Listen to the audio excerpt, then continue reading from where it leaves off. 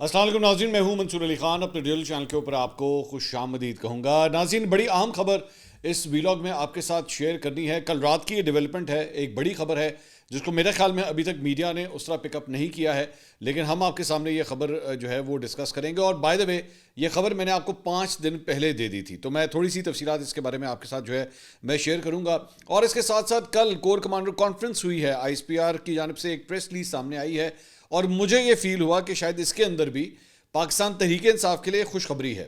وہ خوشخبری کیا ہے پی ٹی آئی کے لیے، یہ بھی شاید میڈیا نے اس کو ڈسکس نہیں کیا، وہ بھی ہم آپ کے سامنے ابھی تھوڑی دیر میں رکھتے ہیں۔ تو اس کے علاوہ کچھ بڑی انٹرسٹنگ خبریں ہیں۔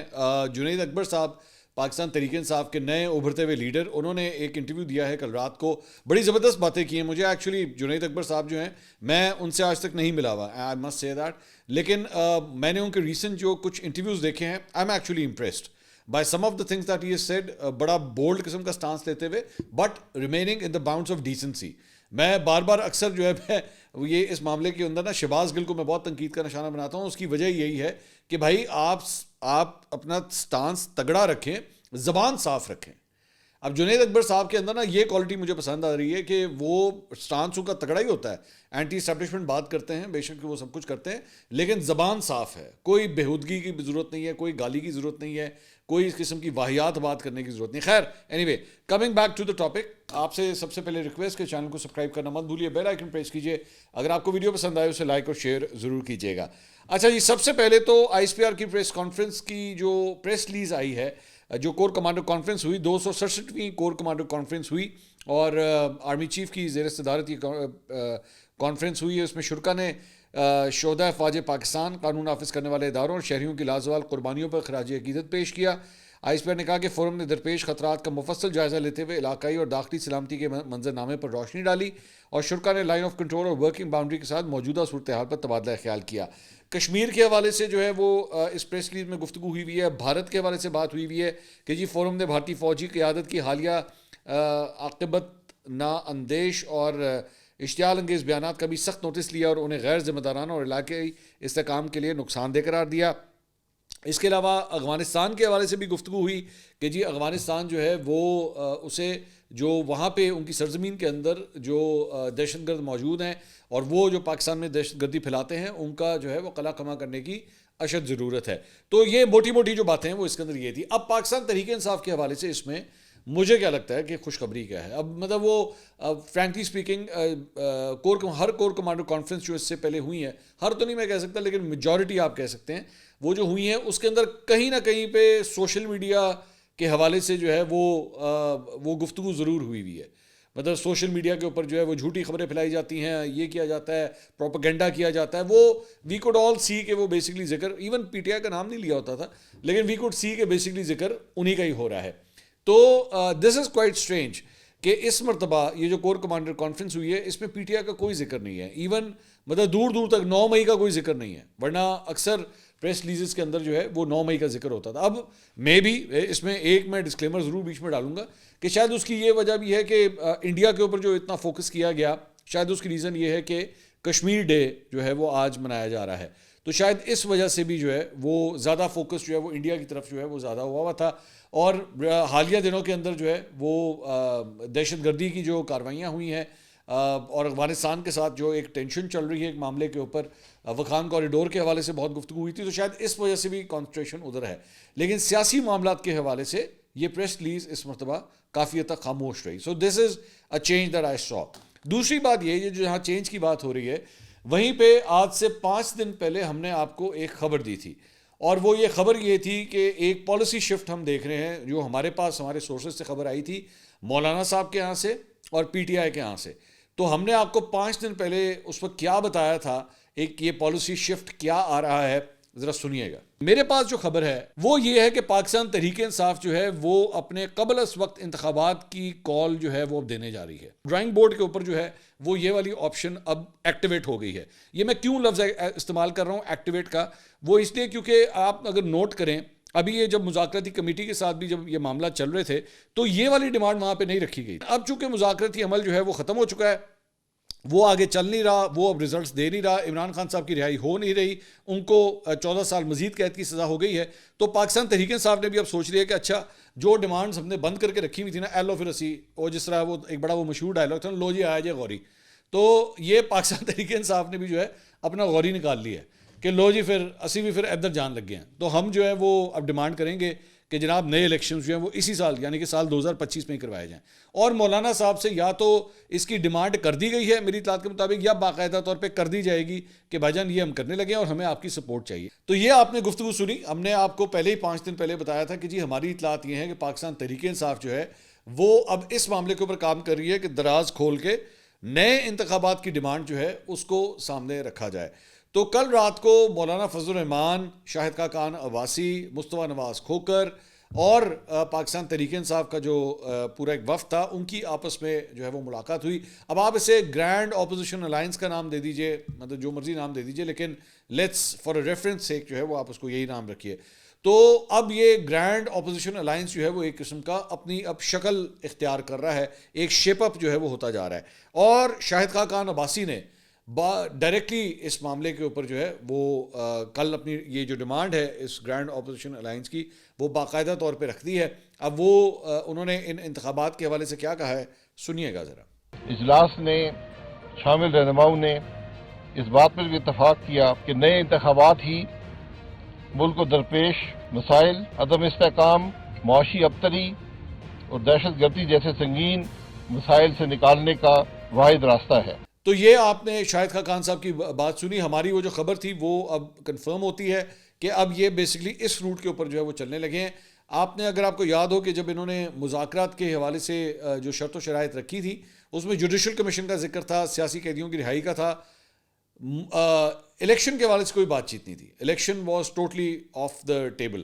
لیکن اب چونکہ ایک تو 8 فروری بھی سامنے کھڑا ہے, اس پہ بھی الیکشن کو 1 سال ہونے لگا ہے, تو دوبارہ سے اب نئے الیکشن کروائیں, یہ سلسلہ دوبارہ ٹیبل کے اوپر جو ہے وہ آ گیا ہے. اور شاید اس کی وجہ یہ ہے کہ اس سے پہلے جو مطلب اب یہ جو اگلی بات میں کرنے لگا ہوں یہ مارکیٹ میں اڑتی ہوئی خبریں ہیں جو چند تجزیہ کاروں نے کہی ہیں. میرے پاس اس کی کوئی اوتھینٹیکیشن نہیں ہے, لیکن میں صرف وہ شیئر کر رہا ہوں کہ جو چیٹر ایک ہوئی ہے. وہ چیٹر یہ ہے کہ جناب کیونکہ مذاکرات ڈیریل ہو گئے اور کوئی اس کا رزلٹ نہیں نکلا, تو شاید پہلے پھر بھی الیکشنز کب ہونے ہیں اس کے حوالے سے گفتگو ہو رہی تھی کہ جی الیکشن جو ہے وہ سال کے بعد ہونے چاہیے, 2 سال کے بعد ہونے چاہیے, یا 3 سال کے بعد ہونے چاہیے, کب ہونے چاہیے. تو اب چونکہ وہ پورا سلسلہ جو ہے ڈیریل ہو گیا, تو اب دوبارہ ڈیمانڈ جو ہے نا وہ دوبارہ ٹیبل کے اوپر آ گئی کہ جی ابھی کرائیں الیکشن, ابھی کرائیں, اسی سال کرائیں, 2025 میں کروائیں.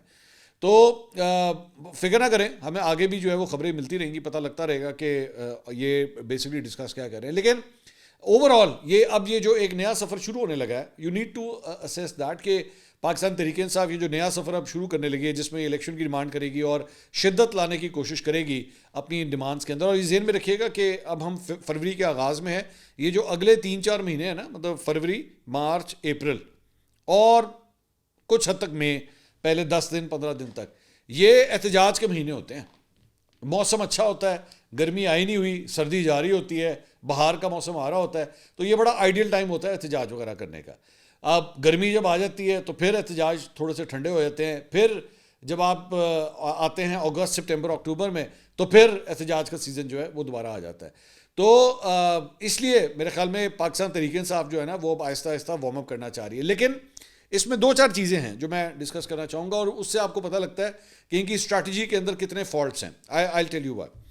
اب آپ کو اگر یاد ہوگا کہ عمران خان صاحب کی رہائی کے لیے پچھلا رمضان جب گزرا تھا تو اس وقت یہ ایک سلسلہ سٹارٹ ہوا تھا کہ جی ہم قومی اسمبلی کے, اس کے بعد بھی بلکہ چلتا رہا تھا کہ جی ہم قومی اسمبلی کے بعد بھوک ہڑتال کریں گے. یاد ہے آپ کو؟ میں نے اس وقت بھی بہت مذاق اڑایا تھا, میں کہتا تھا دماغ تو نہیں خراب, یہ کس قسم کی بھوک ہڑتال ہے, جنی ایک 3 گھنٹے کی فلم ہوتی ہے 19 تسی بھوک ہڑتال کر رہے ہو, مطلب یہ کوئی طریقہ تو نہیں تھا. ختم ہو گئی, کہاں گئی وہ بھوک ہڑتال, کچھ بھی نہیں. ٹھیک ہے, تو یہ اس قسم کی جو اسکیمیں لانچ کرنے والا سلسلہ ہے. اس کے بعد انہوں نے ایک اور اسکیم شروع کی تھی, فوجی جو ہے وہ پروڈکٹس کا بائیکاٹ کیا جائے. ٹھیک ہے, تو میں نے اس وقت بھی بات کی تھی, میں نے کہا سب تو پہلے تو ڈیفینس کے گھر بیچو, اپنے سارے ڈیفینس کے پلاٹ بیچیں, ڈیفینس کے گھر بیچیں. ٹھیک ہے, یہ جس نے انویسٹمنٹس کی ہوئی ہے نا, میں ابھی کل پرسوں ایک پراپرٹی ڈیلر سے میری بات ہو رہی تھی, اس نے مجھے بتایا جی DHA کے ریٹ جو ہے نا پھر بڑھنا شروع ہو گئے. ڈی ایچ اے کے یہ میں لاہور کی بات بتا رہا ہوں, ڈی ایچ اے کے ریٹس جو ہے پھر بڑھنا شروع ہو گئے ہیں, اور آج کل دے دھڑا دھڑ ڈی ایچ اے کوئٹہ کے اندر بھی جو ہے وہ بڑا کام ہو رہا ہے. تو میں نے کہا یار فوجی پروڈکٹس کا بائیکاٹ کرنا سی, یہاں پہ ریٹ بڑھنا کیوں شروع ہو گئے ہیں, کیا ڈیمانڈ بڑھنا شروع ہو گئی. اچھا پھر اس کے بعد تیسرا یہ جو انہوں نے ریمیٹنسز والا کیا تھا کہ جناب باہر سے جو ہے ریمیٹنسز بھیجنا بند کر دیں, اور دے دھڑا دھڑ اس کی اپنے فیس بک کے اوپر تو ٹویٹر کے اوپر ہر جگہ اس کی پوسٹ وغیرہ لگائی گئی, جی تہاڑی مہربانی پیسے نہ بھیجنا. میں نے اس کو بھی کہا تھا بیوقوفوں والی حرکت ہے, ایسا نہیں ہو سکتا, لوگوں نے اپنے گھروں میں پیسے بھیجنے ہوتے ہیں, یہ پاسبل ہی نہیں ہے. اور خاص طور پہ میجر چنک جو ہے وہ مڈل ایسٹ سے آ رہا ہوتا ہے, مثال کے طور پہ سعودی عرب سے اور یو اے ای سے. تو وہاں پہ جو کام کرنے والے مزدور ہیں اگر وہ اپنے گھروں کو پیسے بھیجنا بند کر دیں گے تو کیا حال ہوگا گھر کا. یا پھر ظاہری بات ہے آپ کیا یہ چاہ رہے ہیں کہ وہ ہنڈی کے ذریعے بھیجیں. یہ ایک اور بیوقوفوں والی جو ہے وہ اسٹریٹجی تھی. 26ویں آئینی ترمیم اٹھا کے دیکھ لیجیے, 26ویں آئینی ترمیم میں مطلب میں ذراہ مذاق میں نے اس وقت کی بات کی تھی کہ مولانا کا جو باورچی ہوگا نا انہیں ہاتھ جوڑ لینے, تہاڈی مہربانی بس کرو, گھروں بھی کھا کے آ جایا کرو. مطلب ہر وقت وہاں پہ جو ہے نا مولانا کے گھر پہ لوگ مہمانوں کی ریل پیل ہی چل رہی تھی. اتنے چکر لگائے پی ٹی آئی نے, اتنے چکر لگائے. مجھے صرف یہ بتائیے کہ وہ جو آپ نے اتنا پٹرول ساڑا گاڑیوں کا, اور وہ اتنے چپس کھائے, اتنے آپ نے بسکٹ کھائے, اور اتنی چائے آپ نے بھی, وہ سارا کچھ وہ جو کچھ ہوا حاصل وصول کیا ہے وہ ایڈ پہ. مولانا صاحب نے جا کے 26ویں آئینی ترمیم میں پھر ووٹ ڈال دیا. مجھے بتائیے نا وہ اس پوری اسٹریٹجی کا کیا فائدہ ہوگا. ٹھیک ہے, اس کے بعد آپ یہ جو پیچھے احتجاج ہوئے تھے, جو آپ نے مختلف جلسے کیے, ٹھیک ہے, پنڈی میں جلسہ کیا آپ نے, سوابی میں جلسہ کیا, لاہور میں آپ نے جلسہ کیا, اس کا کیا رزلٹ نکلا؟ کوئی ایک چیز جو آپ کو لیوریج مل گئی ہو؟ کچھ بھی نہیں. تو اب تک پاکستان تحریک انصاف جو بھی اپنی اسٹریٹجیز بناتی آئی ہے نا اس میں فیلئرز ہی ہوتے رہے ہیں. اب ظاہری بات ہے اس کے اندر ایک ڈیٹیل ہے. جنید اکبر صاحب نے ایکچولی کل رات کو کاشف عباسی صاحب کے شو میں جو ہے وہ پروگرام میں انہوں نے شرکت کی. انہوں نے کچھ بڑی انٹرسٹنگ باتیں کی. انہوں نے کہا کہ یہ پارٹی میں عہدوں کی تبدیلیاں جو ہے وہ ہوتی رہتی ہیں, پہلے بھی ہو چکی ہیں. پرویز خٹک اور اسد کیسر کو جب حکومتی پوزیشنز دی گئی تھیں تو پارٹی عہدیدار جو ہے وہ کسی اور کو بنا دیا گیا تھا. انہوں نے کہا کہ میری خان صاحب سے مشکل سے 4 یا 5 منٹ کی ملاقات ہوئی ہے, تفصیلی بات نہیں ہوئی. انہوں نے کہا کہ اگر خان صاحب علی امین گنڈا پور سے ناراض ہوتے تو انہیں سی ایم کی کرسی سے ہٹا دیتے, یہاں سے نہ ہٹاتے. انہوں نے کہا میں اعتراف کرتا ہوں کہ ہماری پارٹی میں گروپنگ ہے اور ہر بندہ آگے بڑھنے کی کوشش کرتا ہے کیونکہ ہمارے پاس مواقع ہوتے ہیں, باقی پارٹیوں کے پاس مواقع نہیں ہوتے. جب ہر بندے کے پاس وزیر اعلیٰ یا صوبائی صدر بننے کے مواقع ہوں تو ہر بندہ کوشش کرتا ہے. ان سے ایک سوال ہوا کہ آپ نے ایک انٹرویو میں کہا کہ کچھ لوگوں نے رابطہ کیا ہے کہ پیسے لے لو اور ہمیں پارٹی چلانے دو, وہ کون تھے؟ تو انہوں نے کہا کہ میں جب صوبائی صدر بنا تو کچھ لوگوں نے رابطہ کیا اور کہا تھا کہ کافی خرچے ہوتے ہیں, پارٹی کے اندر کے لوگ بھی تھے اور باہر کے بھی. باہر کے لوگوں کا انٹرسٹ ہوتا ہے کہ جب سینٹ کی بات آئے گی تو ان کے لیے میں بات کروں گا. تو میں نے پارٹی سے انویسٹمنٹ والا معاملہ ہی نکال دیا ہے اور اس کا میں نے طریقہ کار بھی نکالا ہے. 8 فروری کے بعد میں نے 1000 بندے ڈھونڈنے ہیں اور وہ آسانی سے مل جائیں گے جو ہر مہینے 5000 دے سکیں تاکہ لوور مڈل کلاس کے لوگ بھی الیکشن لڑ سکیں. Very good idea. میرے خیال میں یہ اس طرح کی اگر ایک فنڈنگ جو ہے وہ ہونا شروع ہو جائے, ایک ریگولر فنڈنگ, 5000 روپے واقعی کوئی اماؤنٹ نہیں ہے. بلکہ میرے خیال میں تو پاکستان تحریک انصاف کے چند ایسے لوگوں کو بھی جانتا ہوں جو ان کے سپورٹرز ہیں جو ارب پتی ہیں, لٹرلی ارب پتی ہیں. تو 5000 تو ان کے لیے مسئلہ کوئی نہیں. میرے خیال میں تو اگر آپ ان سے 5 لاکھ بھی مانگے تو 5 لاکھ بھی ہنسی خوشی دے دیں گے, ان کے لیے کوئی پرابلم نہیں ہے. تو پھر ان سے سوال ہوا کہ کیا پارٹی میں آخر یہ ہومیوپیتھک کون ہے؟ جنید اکبر صاحب نے کہا تھا نا کہ اب ہومیوپیتھک احتجاج نہیں ہوگا. انہوں نے کہا جو لوگ ورکرز کے ساتھ نہیں کھڑے ہوتے, لیڈرشپ میں بہت سے لوگ ہیں جو 9 مئی کے بعد پارٹی میں آئے ہیں, کافی لوگ ہیں جنہوں نے سختیاں برداشت نہیں کی, اور کچھ لوگ ایسے بھی ہیں جن سے ایفیڈیوٹ لیا گیا ہے کہ اگر آپ کو ہماری ضرورت پڑ گئی تو کافی لوگ ہیں ہماری صفوں میں اور پارٹیوں کو جانتی ہے. تو جن لوگوں نے ابھی ووٹ ڈالے ان کے علاوہ بھی تھے جو سٹینڈ بائی تھے, اور یہ وہی لوگ ہیں جنہوں نے ایفیڈیوٹ سائن کیے ہیں. اچھا, یہ جو پہلے بات کر رہے ہیں نا کہ جی 9 مئی کے بعد بہت سے لوگ جو ہیں وہ پارٹی میں آئے ہیں, انہوں نے سختیاں برداشت نہیں کی, تو آپ کی پارٹی کے سیکرٹری جنرل اس میں شامل ہیں, مطلب سلمان اکرم راجہ صاحب. انہوں نے بھی ایز سچ پارٹی کی اندر انٹری جو ہے وہ بعد میں کی ہے, اور 9 مئی سے پہلے والوں میں انہوں نے وہ سختیاں برداشت نہیں کی ہوئی تھی. خیر, اس کے بعد انہوں نے کہا ایفیڈیوٹ کے حوالے سے سوال ہوا کہ یہ کون لوگ ہیں جنہوں نے ایفیڈیوٹ جو ہے وہ سائن کیے ہوئے. بیسکلی شوکت یوسف زئی صاحب نے یہ بات کی تھی. تو انہوں نے کہا کہ لوگ ہیں, ہمیں شک ہے ان کے اوپر, لیکن ہمارے پاس ثبوت نہیں ہے کہ ہم اس چیز کو جو ہے پروف کر سکیں, لیکن ہمیں پتہ لگ جاتا ہے کہ لوگ ایسے جو ہے وہ کون سے ہیں. تو یہ ساری گفتگو جو ہے انہوں نے کی ہے. اس کے بعد انہوں نے کہا کہ ان سے سوال ہوا کہ آئندہ آپ اسٹیبلشمنٹ کے کندھے پہ چڑھ کے اقتدار میں تو نہیں آئیں گے. تو انہوں نے کہا میں واحد بندہ ہوں جو خان صاحب کے سامنے کہتا تھا کہ یہ ٹھیک ہے اور یہ غلط ہے. میرا اور خان صاحب کا اختلاف نہیں, جھگڑا رہتا تھا. ان سے سوال ہوا کہ 2018 میں عمران خان کا کیا فیصلہ غلط تھا؟ تو انہوں نے کہا جی 2018 میں بھی ان کا فیصلہ غلط تھا اور 2013 بھی ان کا غلط تھا. نا دس از ویری بولڈ میرا خیال میں. آئی مت سے دیٹ کہ جنید اکبر صاحب نیشنل ٹیلی ویژن پہ بیٹھ کے عمران خان کے کو ڈیفائی کر رہے ہیں جنہوں نے ابھی ان کو ایک یہ پوزیشن دی ہے. It takes guts to do that. میں کوئی برے سینس میں نہیں کہہ رہا, it takes guts to do that کہ آپ اپنی پارٹی کے لیڈر کے بارے میں یہ کہیں کہ ہاں جی انہوں نے غلط کیا تھا. میں ہمیشہ اس چیز کو اپریشیٹ کرتا ہوں.